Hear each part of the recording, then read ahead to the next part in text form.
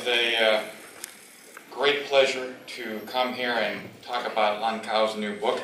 Those are extremely bright lights that have been up here. Oh my God.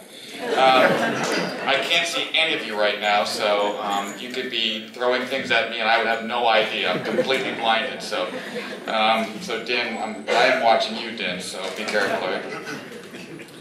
So, for me, Lan Cao's new book was extremely important. On its surface, her novel really is a book about war and casualties and the horrors inflicted on South Vietnam and her people.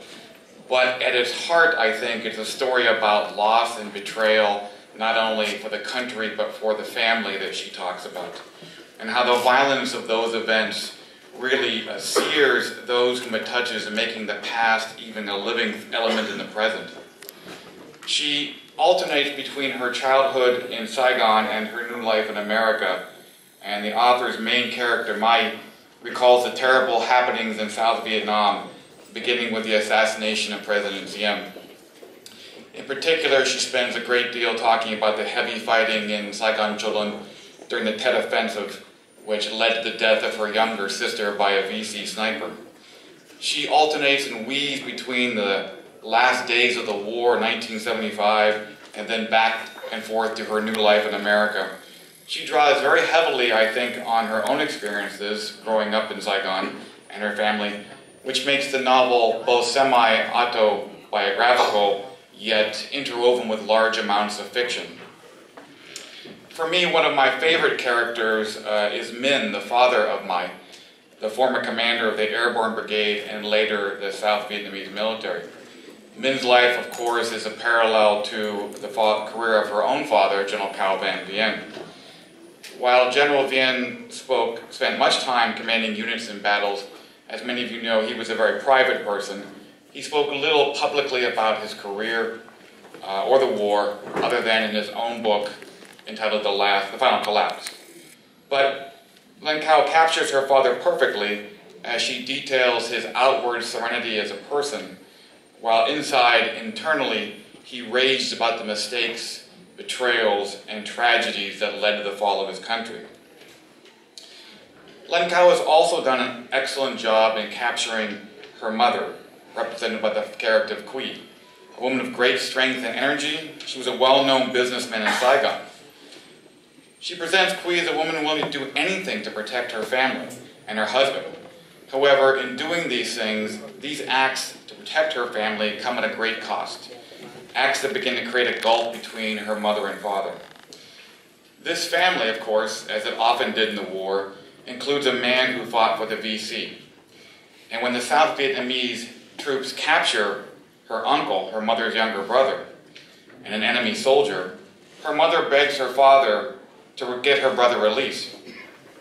Much as what happened in real life in April of 1968, Min bows to his wife's demands and gets her younger brother released. But this act adds another layer of betrayal and anger to the relationship.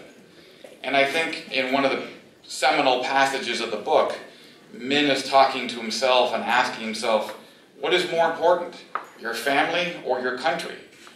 And I don't think any culture can ever answer that question correctly. Another character who played a large role in the book is that of Phong, a man who represents what Min despised, a bureaucratic officer who rose in the ranks by staying in Saigon and working the system. But in the end, Phong is also revealed as a VC spy. For me, I could never understand people like Phong or the real-life Pham Xunan. They had been exposed to American life. They had seen what the goals of the South Vietnamese and American governments were in the country, yet they still chose communism. Such people always baffle me. Of course, no book on the war, either fiction or nonfiction, could not talk about the Americans and the enormous impact they had on the war and on South Vietnamese society and culture. So in the book, Lan Cao uses two Americans to represent two different aspects of this impact of America on South Vietnam. The first one is a man named James, who represents the free-spirited Americans. who bring Coca-Cola and rock and roll and other consumer benefits to Vietnam. These new items and the vast American presence bring serious changes, both good and bad, to the traditional Vietnamese society. We also see Cliff, Min's military advisor and a close friend of Min, a man who depicts the best parts of the American efforts to help South Vietnam. But in the end, Cliff also betrays Min, perhaps representing for Lan Cao how many Vietnamese feel about America's betrayal of them and their country during the final hours. Lastly, for me, the book was very personal, as I felt Lan Cao had given me the chance to have one last conversation with my old friend, General Cao Van Bien. Not to say goodbye so much, but instead I felt like she had invited me into her home to talk once more with her dad, to hear more stories about his long and amazing career.